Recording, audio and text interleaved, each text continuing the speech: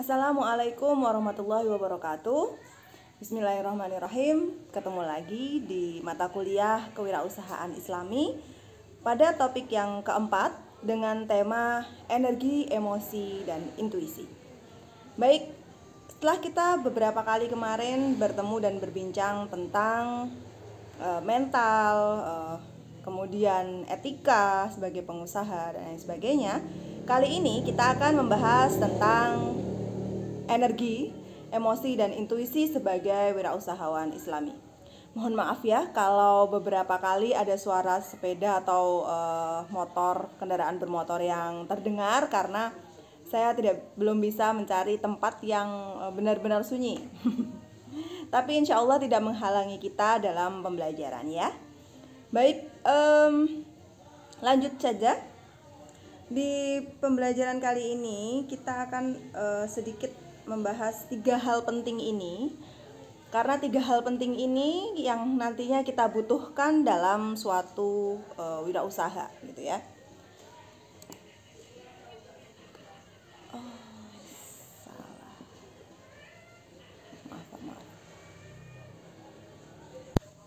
Baik, untuk selanjutnya kita masuk ke energi dalam berwirausaha Islami. Jadi pengertian dari energi ini adalah bentuk atau suatu hal yang terdiri dari semangat dan gairah berwirausaha. Jadi ada 2 hal, semangat dan gairahnya untuk berwirausaha. Yang pertama yaitu semangat. Semangat ini adalah energi untuk mengerjakan sesuatu pekerjaan karena ada keinginan dan hasrat untuk mencapainya. Jadi ada ingin aja. Yaitu karena adanya unsur manfaat. Jadi jika ada manfaat dari suatu wirausaha ini, maka seseorang memiliki semangat untuk mengerjakannya. Gitu ya. Nah, yang kedua, unsur dari energi ini adalah gairah. Gairah sendiri adalah energi untuk mengerjakan suatu pekerjaan karena ada unsur kecintaan dan unsur kesukaan atau hobi yang itu tuh membuat dirinya bahagia saat mengerjakannya gitu. Jadi tidak hanya dari ini manfaat atau tidak, saya dapat manfaatnya dari ini atau tidak, tapi karena dia senang atau menyukai pekerjaannya itu gitu ya. Nah, semangat dan gairah ini jika dimiliki oleh seorang wirausahawan, maka yang terjadi adalah seorang wirausahawan yang tidak takut terhadap kegagalan, ya kan? Karena dia senang. Saya senang kok melakukan ini, jadi saya nggak takut gagal. Gagal ya nanti coba lagi, gitu kan? Yang penting saya senang, gairah. Manfaatnya ya belum tentu saya bisa dapat manfaat kalau saya gagal, gitu kan? Jadi kalau saya gagal, saya akan melakukannya lagi agar saya dapat manfaatnya nanti. Dari kegagalan ini saya mendapatkan manfaat adalah pelajaran atau pembelajaran apa yang harus saya benahi supaya kedepannya nih saya nggak gagal lagi, gitu kan? Yang kedua, seseorang nanti jika memiliki semangat dan gairah dalam berwirausaha dan dia punya energinya, maka dia akan kreatif. Dia akan mencari sesuatu yang baru, yang bisa dijual, yang bisa menguntungkan, yang bisa bermanfaat bagi orang lain, tapi juga dapat memberikan keuntungan bagi dirinya. Selain itu dia juga akan pantang menyerah. Maka usaha yang akan dilakukan oleh wirausahawan tersebut akan berjalan dengan lancar. Gitu. Jadi energi dan dalam berwirausaha ini penting ya kan? Karena jika seseorang tidak memiliki energinya untuk berwirausaha, dia nggak tahu manfaatnya apa sih, ngapain harus susah-susah berwirausaha, kalau nantinya saya juga akan jadi guru, kemudian saya dapat gaji. Nah, kalau orang memiliki energi semangat aja, dia nggak punya semangatnya, dia nggak bakal jalan. Tapi kalau misalkan dia punya semangat pun ditambah gairah, ya nggak apa-apa lah, saya seneng kok melakukan ini gitu kan. Saya senang kok barang dagangan saya laku, saya senang melayani orang. Kadang saya juga dapat masukan kayak gitu. Mbak ini kan udah dosen ya, udah dapat penghasilan tetap ya, gaji tetap, suami mbak juga sudah punya penghasilan tetap, lah ngapain mbak masih jualan gitu kan. Loh saya seneng, saya punya energinya, saya bergairah untuk itu. Ketika saya berhasil mendapatkan konsumen, barang produk saya laku, ya kan, saya dapat duit darinya tuh, perusahaannya tuh seneng gitu. Nah ini yang nantinya membuat energi saya dalam berwirausaha tuh full. Nah sisi lainnya dalam berwirausaha, kemanfaatan lainnya adalah kita tuh sedikit banyak menjalankan sunnah Nabi gitu, untuk mendapatkan manfaat atau rizki, kan sebagian besar rizki dari perdagangan atau berwirausaha, sehingga ya ada rasa senang juga, oh saya berdagang ya kayak Nabi gitu. Jadi keseimbangan antara semangat dengan gairah ini harus ada, sehingga seseorang itu bisa menjadi seseorang yang tangguh dalam berwirausaha. Dia nggak takut gagal, dia kreatif, dia pantang menyerah. Saya pernah juga jualan nggak laku-laku juga pernah, sering banget ya kan. Tapi ya kenapa harus sedih gitu? Karena saya memiliki energinya, saya suka menata dagangan, ngeposting dagangan, foto-foto dagangan, suka. Jadi ya jika Anda memiliki energi yang sama, maka Anda akan menjadi wirausahawan yang insya Allah sukses dunia akhirat, ya kan. Apalagi dalam berwirausaha Islami, kita tahu dasar-dasarnya bahwa rezeki yang paling besar nanti, jalan rezekinya dari Allah itu adalah berwirausaha atau berdagang gitu kan. Baik. Nah, yang kedua adalah emosi. Ini kita cepat aja nih materi kali ini ya kan. Emosi dalam berwirausaha Islami. Nah, emosi ini apa sih? Emosi itu timbul dari kepala atau dari hati?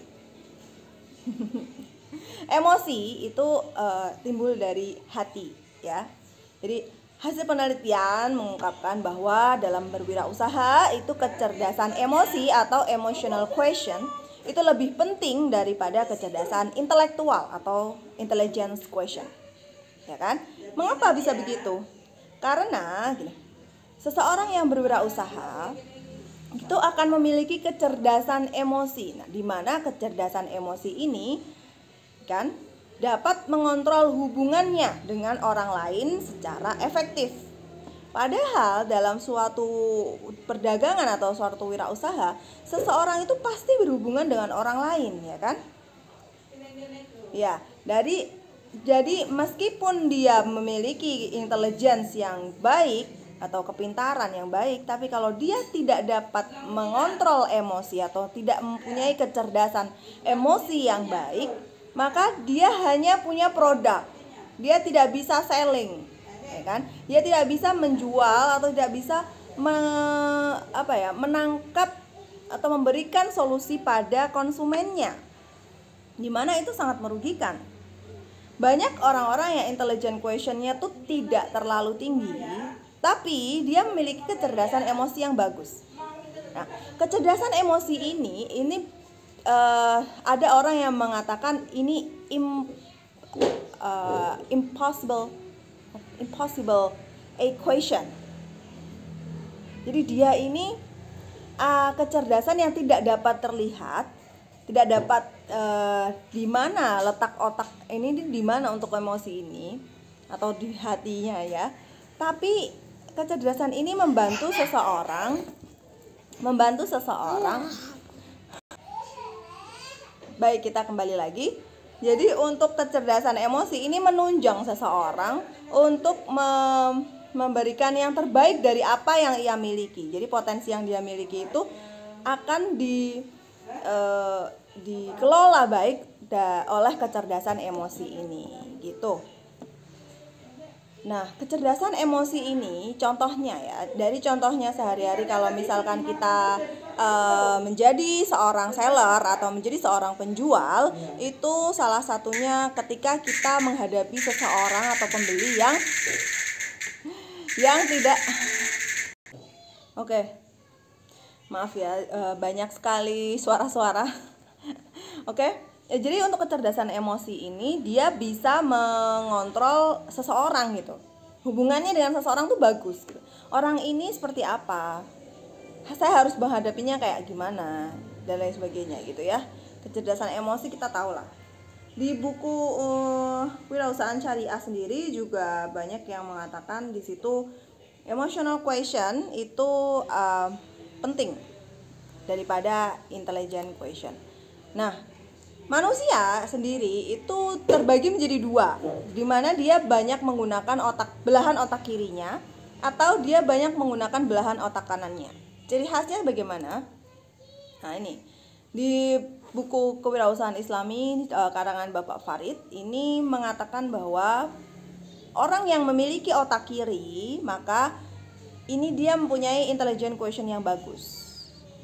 Sedangkan orang yang banyak menggunakan otak kanannya maka dia akan menggunakan emotion quotient yang bagus atau kecerdasan emosi yang bagus. Bedanya ketika orang menggunakan otak kiri, dia self-centric.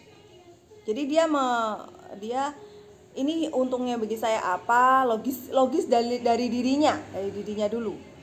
Saya bagaimana, saya dapat untungnya bagaimana dari interpersonalnya dulu.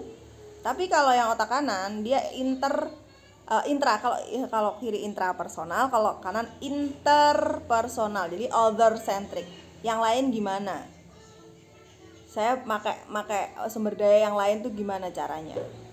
Kemudian kalau yang otak kiri itu kognitifnya, logisnya, dia pintar matematika, hitungan dan lain sebagainya, akuntansi. Nah, kemudian yang orang yang otak kanan itu dia lebih ke efektif dan intuitif. Jadi dia kalau naik tangga, saya harus step by step, orang kognitif gitu. Tapi orang intuitif, orang efektif itu bisa saja dia naik dua tangga, misalkan kayak gitu, atau dia nggak mau naik tangga, dia pengennya naik lift kayak gitu, karena lebih efektif gitu. Nah, itu bisa aja. Kemudian analistik, orang otak kiri itu analis. Otak kanan cenderung artistik, dia seni gitu ya, banyak seninya gitu. Kalau orang analistik ya dia menganalisa gitu. Kayak orang lab, orang bisnis ekonomi lah ya, dia bukan bisnisnya ya, bukan pimpinannya, tapi orang yang analisa keuangannya dan lain sebagainya. Terus orang otak kiri juga kuantitatif, tapi angka gitu. Kalau penelitian orang otak kiri itu angka. Kalau orang otak kanan itu kualitatif, jadi dia wawancara, terus kemudian dia mengumpulkan data-data primer dari orang-orang, gimana gini gitu ya, tanpa tahu angkanya berapa. Jadi kalau orang gini, coba contohnya ya, penelitian orang otak kiri sama otak kanan gitu ya. Kalau otak kiri itu misalkan kita pengen tahu seberapa banyak orang mengonsumsi garam setiap harinya. Otak kiri maka dia penelitiannya kuantitatif nih, ditanya satu-satu, berapa gram sih, berapa sendok bu, satu sendok ada berapa gram, ditimbang dikali 3 kali makan gitu ya, dapatlah dia 236 gram per hari. Nah, ini dibandingkan dengan standar, dia tinggi atau enggak gitu. Nah, itu orang kuantitatif, otak kiri, dia kognitif, analistik, kuantitatif gitu ya. Kalau otak kanan enggak, dia wawancara, banyak gak sih bu konsumsinya, apa aja, minuman apa aja, apa makanan apa aja yang dikasih garam gitu. Nanti dijawab, oh makanan ini, saya makan tuh ini. Di situ baru dia lihat, oh ini ada garamnya gitu. Ya udah, kualitatif hanya cuman tinggi, rendah dan sedang. Kalau misalkan dia lebih banyak dari yang lain, dia makan garam terus gitu ya, pagi siang sore, padahal standarnya enggak, dia cuman berapa kali sehari gitu ya, berarti ini tinggi, ini sedang gitu aja, enggak tahu angkanya berapa gitu aja. Tapi kok orang kualitatif ini juga banyak sekali ininya ya, manfaatnya gitu. Jadi banyak hal yang tidak bisa diungkapkan dengan kata tapi bisa diungkapkan dengan angka tapi bisa diungkapkan dengan kata kayak gitu. Penyebabnya apa? Kenapa dia makan garam segini banyaknya? Oh ternyata prevalensinya emang dia tuh suka garam, atau dia itu ternyata sedikit konsumsi garam karena apa? Itu kan nggak bisa diungkapkan dengan angka. Karena ternyata dia tuh ada riwayat hipertensi sehingga dia nggak bisa makan garam banyak-banyak misalkan kayak gitu ya. Nah itu juga bisa. Jadi orang-orang yang seperti ini itu biasanya emang menceritakannya wawancara kualitatif. Kemudian yang otak kiri itu realistik. Oh ya realitanya ya dia konsumsi segini gitu, dia ini tinggi gitu kan. Kalau otak kanan nggak, dia imajinatif gitu. Oh konsumsi garamnya segini, mungkin dia gini, mungkin dia apa. Nah, itu tuh kemungkinan tuh muncul di otaknya, yang kemudian dia harus verifikasi kepada orang yang tersebut gitu ya. Kemudian aritmatik. Kalau yang otak kanan spasial, verbal, visual, ya kan? Orang-orang itu verbal kata-kata, lalu itu gambaran, menggambar. Kemudian eksplisit dan implisit. Eksplisit itu jelas, ini tinggi gitu. Kalau implisit ya bisa jadi tinggi gitu ya Bu. Jadi dia itu bulat, kadang agak bulat ya, tapi ada isi yang dia sampaikan. Kalau yang otak kiri segmental, otak kanan holistik. Jadi dia memandangnya keseluruhan. Kenapa dia bisa makan garam tinggi? Orang tuanya gimana? Lingkungannya gimana? Jangan-jangan di lingkungannya ada penghasil garam dan lain sebagainya. Juga yang lainnya. Fokus, yang satunya diffus tuh menyebar gitu. Jadi kalau orang memiliki kecerdasan otak atau kecerdasan emosi, maka dia bisa menyeimbangkan nih kanan kiri. Enggak cuma pakai yang kanan, tapi kadang dia juga harus pakai angka-angka. Karena untuk ngehandle orang, misalkan dia mengajukan proposal usahanya untuk menambah modal misalkan, dan itu ya dia harus sajikan angka, karena orang tersebut itu tidak bisa semerta-merta hanya ngomongin tentang ini aja, data, nggak bisa angka gitu. Lanjut, untuk mencari perbedaan, otak kiri tuh lebih mencari perbedaan ya, tapi kalau orang otak kanan itu mencari persamaan. Jadi ini tuh sama dengan ini apa gitu. Bergantung waktu, yang otak kanan tidak bergantung waktu.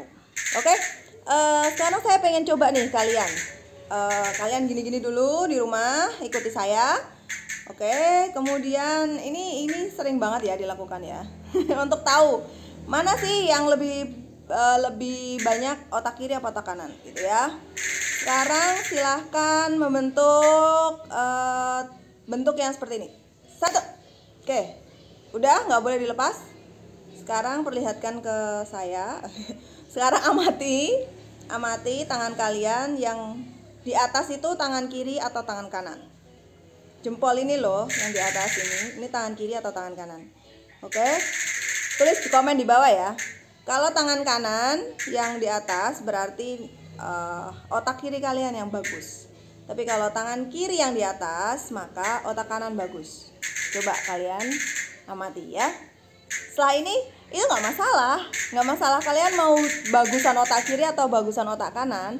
Tapi kalau kalian memiliki kecerdasan emosi yang bagus, dilatih, itu juga bisa dilatih. Kecerdasan emosi itu, kalau intelligent question kan dia bawaan dari lahir ya. Tapi kalau emotional question itu bisa dilatih, kalian bisa melatih diri gitu. Nah, itu kalian bisa menyeimbangkan. Oke? Kita lanjut ke yang terakhir, intuisi dalam berwirausaha Islami. Jadi intuisi adalah kemampuan memahami sesuatu tanpa melalui penalaran rasional dan intelektualitas. Itu kata Eric Seregar tahun 2004. Nah, jadi intuisi ini itu kita kayak insting. Jadi ini sebenarnya banyak dimiliki oleh hewan, ya kan? Hewan itu kalau memiliki dia kalau ngapa-ngapain itu punya insting. Seperti gini. Misalkan ada ulat ada migrasi ulat, pernah dengar ya? Itu karena mereka itu tahu ini mau hujan. Nah, itu insting mereka. Dia nggak ngelihat secara intelektualitasnya, nggak ada tuh gimana kamu tahu ini mau hujan, gitu kan, nggak tahu. Atau burung gagak yang terbang mendekat ketika mau ada mayat, ya, ketika ada yang mau meninggal gitu ya. Maaf. Nah, ini juga insting mereka. Di hewan tuh banyak memiliki insting, tapi insting ini tuh bisa kalau manusia ya, ini bisa dilatih. Sama kayak emotional question ya. Nah, insting ini tuh dilatih ketika kalian sangat sering melakukan hal tersebut berulang kali. Nah, ini ya. Dalam Islam dulu, intuisi itu adalah sifat lanjut yang dapat dimiliki seseorang muslim jika ia melatihnya dengan selalu memikirkan ciptaan Allah baik ketika ia duduk dan berdiri. Nah, makanya orang-orang sepuh gitu ya, ibu kita atau misalkan kita sendiri saya sendiri misalkan sebagai ibu ke anak tuh saya punya insting. Wah, ini anak sakit nih, gitu. Jadi insting saya tuh tajam ketika ini anak gak enak badan nih, saya tahu padahal dia nggak pernah bilang ya kan. Oh, ini nggak apa-apa, ini dia. Itu insting saya.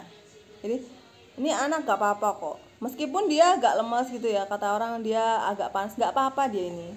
Nanti bentar lagi sembuh. Tapi kalau insting saya bilang, waduh ini anak panas nih. Wah, itu masih panas. Ibu saya juga gitu. Bahkan teman kalian ini ya, sepertemanan gitu ya, sahabatan gitu ya. Kadang bisa juga ngerasakan insting yang sama. Gitu, misalkan kok bau-baunya temanku bakal kesini ya. Nah, itu dilatih aja bisa. Diingat-ingat. Kalau hatinya kayak gini tuh gimana ya saya nerangkan ya? Karena insting ini sangat abstrak. Ada getaran hati gitu.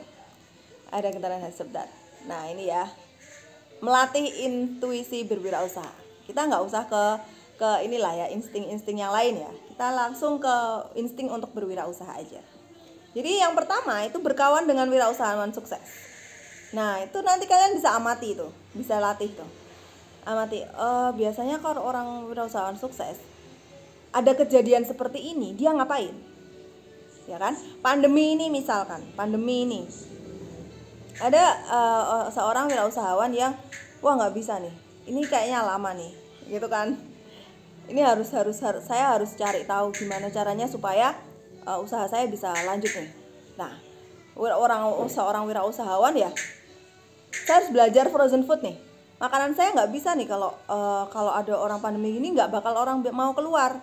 Itu insting dia nggak tahu, dia kayak nggak tahu gitu. Ini bakal lama atau enggak atau gimana, alasannya apa, pokoknya saya harus membekukan ini supaya saya bisa antar makanan saya ke orang-orang. Itu insting tuh. Nah, beda lagi sama orang yang tadi berpikir intelijen gitu kan, memiliki otak kiri yang bagus. Maka dia akan menghitung dulu. Keputusannya tuh nggak serta-merta gitu. Nah, jadi orang intuisi itu keputusannya tuh langsung gitu. Ini gini lah, ayo kita frozen kan lah, ayo kita mainan yang lain lah, mainan maksudnya usaha yang lain gitu. Kayak saya dulu waktu pandemi mulai itu saya langsung pengen ngembangin usaha tanaman, karena saya tahu nih, karena apa ya, karena ya nggak tahu ya, pokoknya saya suka tanaman, kemudian saya tahu ini bakalan bagus nih. Oke, 24 menit. Yang kedua adalah menasihati diri sendiri, mawas diri dalam berwirausaha. Jadi harus banyak baca juga, ngelatih diri banyak baca. Ini tuh ada penipuan enggak? Saya kalau mau belanja ini tuh orangnya kayak apa? Harus ada hitam di atas kertas. Tuh mawas diri itu ininya, deg-degannya tuh dilatih gitu. Wah, ini nggak bisa nih, kayaknya orangnya nggak bener gitu. Itu tuh ngelatih sendiri. Padahal kita nggak tahu alasan kita percaya sama orang itu tuh nggak tahu. Tapi ini tuh udah kayak enggak, ini orang ini nggak bener tuh. Atau orang ini bagus, lanjut gitu. Itu insting ya, atau intuitif. Kemudian yang terakhir adalah melatih kepekaan intuisi dalam berwirausaha. Ini harus peka juga, harus dilatih juga. Jadi ketika kalian dapat intuisinya, jangan dilepaskan begitu saja. Harus kalian lanjutkan. Intuisinya tuh harus dilanjutkan. Deknya itu harus dilanjutkan ke emosinya, ke kecerdasan visual, kecerdasan otaknya, kemudian baru kalian masukkan ke energinya. Jadi kebalik ini, harus ke intuisi dulu. Wah, ini dari ngumpulin, jadi intuisi itu dari ngumpulin semuanya jadi satu di otak. Kemudian ada dek di hati. Oh, ini kayaknya bagus nih, mau jualan ini. Itu jangan bawa lepas. Itu harus kamu catat, harus kamu masukkan ke emosi. Ini gimana caranya, harus masukkan ke energi. Dilakukan. Kalau udah ngelatih intuisi kayak gitu, insya Allah jiwa wirausahanya nih kuat gitu. Oke ya. Yang intuisi ini saya tidak terlalu banyak bisa menjelaskan. Mungkin kalian bisa lebih banyak lagi menggali, dan yaitu ada menggali, melatih, mendengarkan cerita-cerita seorang wirausaha, bagaimana melatih intuisinya dalam berwirausaha gitu ya. Oke, terima kasih.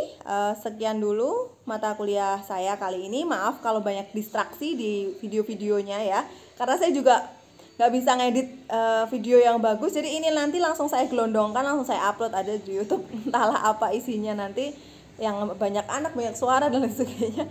Mohon maaf, mohon dimaklumi. Terima kasih. Jangan lupa komen, share-nya terserah kalian, subscribe-nya juga terserah kalian. Terima kasih. Wassalamualaikum warahmatullahi wabarakatuh. Sampai jumpa di minggu depan.